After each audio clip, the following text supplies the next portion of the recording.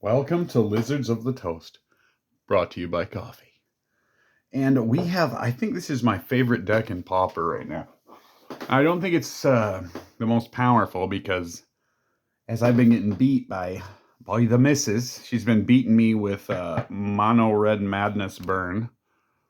Or I guess just Mono Red Burn, really. It's not really even Madness anymore. But we're going to need some tokens for this. We're going to need a hero, a couple of clues, a map, and a blood token. See what we did here. Look at this. We color-coded things. Whole organization. Look, get out of here. We have one already. Stop.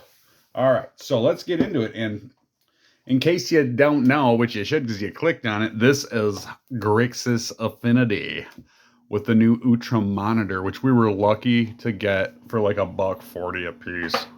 Because we pre-ordered them because we thought, hey, we smelled the Utrum in the air, the musk of the Utrum, and we're like, what? This is an Affinity staple. We need this. So let's get right into it. It's not so different than Grixis Affinity. We have, again, like there's a little bit of wiggle room. So this is it Lizards of the Toast unique? Yeah, we've really scanned the metagame with this. So I'd say this one is unique, and I'll explain it why. I'll explain to you why when we get to the end, and you'll see why it is. And I'll give a homage to Luffy du Chapeau. And what is Luffy du Chapeau? He is a player that made a kind of outsider version of this deck that we got a little inspiration from. But I digress. Let's get right into it. The deck list is below in the description. You can find it on Moxfield. And be feeling free to just go ahead on there and make anything you find there in my deck lists. And enjoy that. So, 3 Krark Clan Shamans. Now let's talk about this guy for a second. We can't just let this go. Sacrifice an artifact. Krark Clan Shaman deals 1 damage to each creature without flying. So a lot of creatures with flying in here, but deals damage to himself. So you must hold priority if you need to get rid of some non-flyers that are a little bulkier. So hold priority. Get what I'm saying? So you're like, I'm going to sacrifice to deal 1 damage, and I'm holding priority, and again to deal another damage, and another, and then boom. That's it. So remain on the stack, hold priority, yada, yada, yada. So here's the star of the show. Oh my goodness, how a handsome devil like you just, I don't know. All right, some people play 2, we play 4. So, it has an affinity for artifacts. It is itself an artifact. So, 1 less to cast for each artifact you control. Oh my god, it's a flyer. It's a 3/3. Who needs the frog? Am I wrong? Who needs the frog? So 3 of those, star of the shows, and I wish we would have ordered more, and I can't really beat myself up too bad because I could only get like 8 of them, and I ordered 4 at like $1.40, so the rest were already going up, so lucky enough to get those. And we have the refurbished familiar here, and this is a familiar. It's getting to be real familiar as I'm diving into Pauper and loving every minute of it. The water is lovely here in the Pauper pool. Again, affinity for artifacts. It's a flyer, but it's a 2/1. But, in a big but, a giant but, really. When a refurbished familiar enters the battlefield, each opponent discards a card for each opponent who can't. You draw the cards. Very nice. So we have 4 of those, and that then rounds up our flying creature base and then our goblin sack outlet. So at the heavy end, we have the Mirror Enforcer. Affinity for artifacts, this classic card, which I've played in Modern many times. No stranger. Now I'm too poor to play Pauper or a Modern Affinity, so this is where my love will lie. But we took our old Mirror Enforcers and put them there, and we're loving every minute of it because we're playing these guys all the time. So just a big 4/4. Doesn't have to worry about much of that damage being dealt by the Krark Clan Shaman. What do you mean we're out of stuff to melt down? Give me your leg. Well, oh my goodness. Okay, Thoughtcast. This is such a great card. Affinity for artifacts. You know what it does? Draw 2 cards. We got 4 of them. And once in a while, we've been putting 1 in the sideboard sometimes. Now, here's a new card from the Clue, from the Detective Hat set. Target creature gains Death Touch and Lifelink until end of turn. Look at that. Watch, we'll make it raise up. Ooh. so cool. Oh, we do that. We do magic. We are the dreamers of dreams here, friends. Target creature gains death touch lifelink until end of turn. Create that clue. Create that clue. Right. And that death touch and lifelink is really good because that's really going to keep the game moving along for us so that we can keep moving along as we control our opponent's battlefield and build our own. So we are running 3 of these in the main deck, and again, one of those is often a sideboard target. Now, let's talk about Reckoner's Bargain. This is a hard one here. We tried 4, and we liked it, okay? But we're in this weird place right now. We're in a weird place with Affinity, friends. And Reckoner's Bargainer, which as an additional cost to cast this spell, sacrifice an artifact or creature. That's great for us. You gain life equal to the sacrifice permanent's mana value and draw 2 cards. So that life gain is really great because there's so much hate, right? But it doesn't create a token or an artifact for us to do anything with. So we're running 3 of these now. Now, we thought about running 4 of them and then running 1 of these, and we thought about running 3 of these and then 3 of these, but that was just too much. So right now we're doing this, but I think we may end up going like 4 of these and 1 of these, or maybe 2 of these and 3 of these. We'll have to see. Keep an eye on the channel, and as you see the games progress, when we do our fight club for Pauper, always go to the bottom of the video description. You can find the deck list, and I keep them up to date. I don't just build them and abandon them like those other guys do. Calm down, get your coffee in you, big man. All right, so that rounds that area up. Now, for red instance, red instance, and there we go. All right, perfect. We have Galvanic Blast because it's an affinity deck that plays a red, and we have to play it. You know how it goes. We have a play set of them. It deals 2 damage to any target, but Metalcraft, it's going to always be dealing 4, really. Boop. Just like so fashion.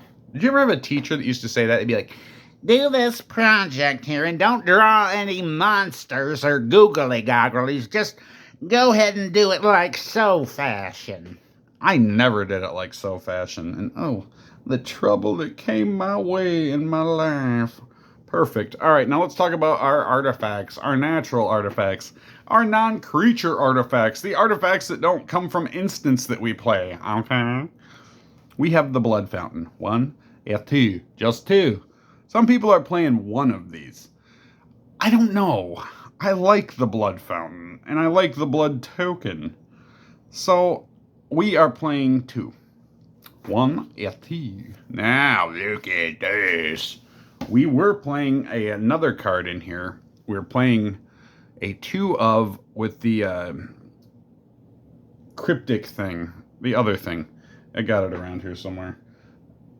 In any case, though 1 in a blue and enters the battlefield, you draw a card, and you can pay 1 in a blue, and then you can tap a creature, put a stun counter on it, sacrifice it. I haven't played it in here for a few. It's been a minute, as the kids say. But the Surveillance, in any case, it's not in here anymore. But the Surveillance cam is, because no one in New York or at the game table is going to notice 1 more cockroach, la cucaracha, right? So when this artifact enters flashingly, you may tap or untap target creature. I like that better. And then late game, it's really good too. Not only are you getting that affinity for 1, 3 in a blue, sacrifice it and draw 2 cards. That's pretty dang good. So that 2 card draw, I mean, a little bit of a high mana cost, but it's a 1 mana flashing artifact that you can tap or untap something. And again, that's interacting with our opponent's board. So we have the Nihil Spellbomb for you nihilists out there that just want to see the world burn, right? Tap it, sacrifice it, only cost 1. Then the Nihil Spellbomb's put into a graveyard from the battlefield. You may pay 1 black. If you do it, you draw a card, man. And we got 2 in the main deck. And then the Ichor Wellspring. You can never go wrong. I mean, I just love this. Did anybody ever play this in Commander? Did you? You know what I'm talking about? Yeah, you do, you dirty. So, okay. When Ichor Wellspring enters the battlefield, it is put into a graveyard from the battlefield, draw a card. Oh, the Lion's out tonight. All right. We have 2, 2, 2. So 4 2-mana artifacts that are going to give us 2 cards. 2 beautiful card draws. And, you know, I don't know what could make this thing better.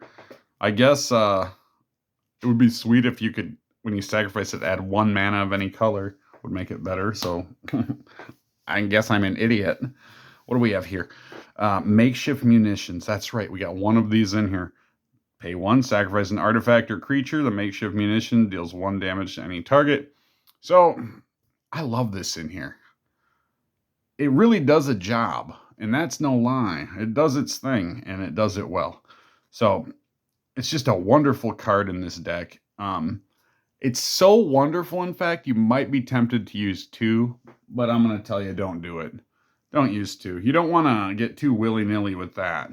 You want to do it like so fashion, right? Am I right? Now let's talk about the neato mana base we got here, because it gives us like across the board almost like an equalized mana base. And I think we got it right. We've been really tweaking it, and I love this mana base. So we have 1, 2, 3 great furnaces. We have 1, 2, 3 seat of the synod. We have, can you guess it? 1, 2, 3, 4. Nope, just kidding. 3. And yeah, 3 of each of those, giving us 9 that come in just like so fashion, untapped. We have Silver Bluff Ridge. Now, this doesn't match. I have one that does match the rest of them, but I just love the way this looks with these copper sleeves. I don't know what to say. I don't know. I just like it a lot, Tony. And yeah, I know the deck is double sleeved, okay? I like it. And the little Utrom guy is pretty expensive now. So, 2 Silver Bluff Ridges. And that's the only one. Silver Bluff is the one that we do not have to have a third of it. So, these 2, we have 1, 2, 3, 4. 1, 2, 3, 4. Giving us 19 lands. So, these indestructible ones here, as you see, 1, 2. Okay, we have 10 of those. 9 of these. So, if you were feeling like nervous about your mana base, you could definitely go ahead and throw another one in. But if you were to do that, I would probably throw in a Vault of Whispers, okay? Or a Swamp. Sometimes, okay, I've found that you can get things done with having just 1 Swamp in here with these Vault of Whispers. Because the missus has been blowing up me artifact lands. She thinks it's just a peach. She likes doing it and finds it funny. That's my Malcolm McDowell. Okay, so here we go. Get the Malcolm McDowell out of my system there. Often happens to me when I drink coffee. So, let us talk about the sideboard. And remember I said it was a little different? Here's where it gets a little different. And Luffy du Chapeau, thank you for this inspiration, friend. So, what is in the sideboard? It looks pretty standard until you get to the end. We have the Gorilla Shaman. Remember when kids used to say that in school? Remember? Do you? So, 2x, so 0. Pay 1, destroy target non-creature artifact with converted mana cost X. Land. So, no converted mana cost there. And this Shaman, man, gotta love it. And it's a removal sponge, too, but there's only 1 in there. And you know what? I wouldn't wink at anybody and look at him funny for running 2 of those in their artifact. So we have Elemental Blast. We have 4. We had a Pyroblast.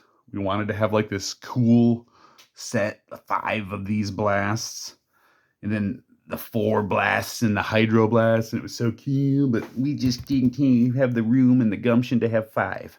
But you could do it if you wanted. And then we have the blue Elemental Blasts. I don't think these need an introduction, right? Everybody knows what those do. I don't need to talk that much. I talk too much as it is. Now we have 1 of the Extracted Confession here. This is one again. It's hard, man. I was like, this is where the Pyroblast went. So additional cost to cast this. Collect evidence 6. Exile those cards from the graveyard. Each opponent sacks a creature. It's just good. It's different. It's gets around evasive things. We are just running 1, but 2 of them could be done. And some people are running Breath Weapon with 1 in the main deck as well. And some other like you know, hit the whole board removal I see being played in different 1 and 2 numbers. But we just have one breath weapon in here right now, and that seems to be working pretty good. And then 1 Nile Spellbomb, which I like this better than 2 Relic of Progenitus, because Relic is good, but we are messing with our opponent enough where, like, we don't need to, like, I don't know. You could. We'll see. The future will tell. I've probably played about 20 games against most of the metagame decks with this.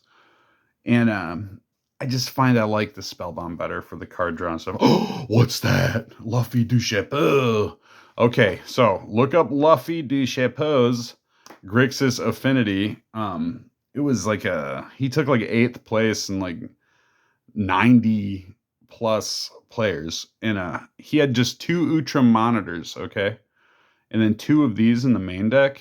And I was like, man, maybe you couldn't find a couple more monitors, but guess what? The deck rocks with these in here. You don't always want to pull the 2 Utrum monitors. Just pull 1 maybe, and then another one of those sideboard targets I told you about. But these do things. Now, this is a very evasive way to get damage in consistently with this deck, especially with the low creature count this deck has. Look at us. I'm having so much fun tonight. Oh, somebody must have slipped something in my coffee. So that is the deck, and we're looking at, we want to have like 10 matchups by, I'm looking at like the 8th of April. 10 good ones, and I want to get the kid over here with a couple of his pauper decks as well. So hopefully we get to do that. Thank you if you're here. Appreciate it. Please go ahead and try this deck, because if you like artifacts and you like those kind of hijinks and you love Affinity, but you're a pauper and you can't afford to play it in Modern, boy, howdy, try this one.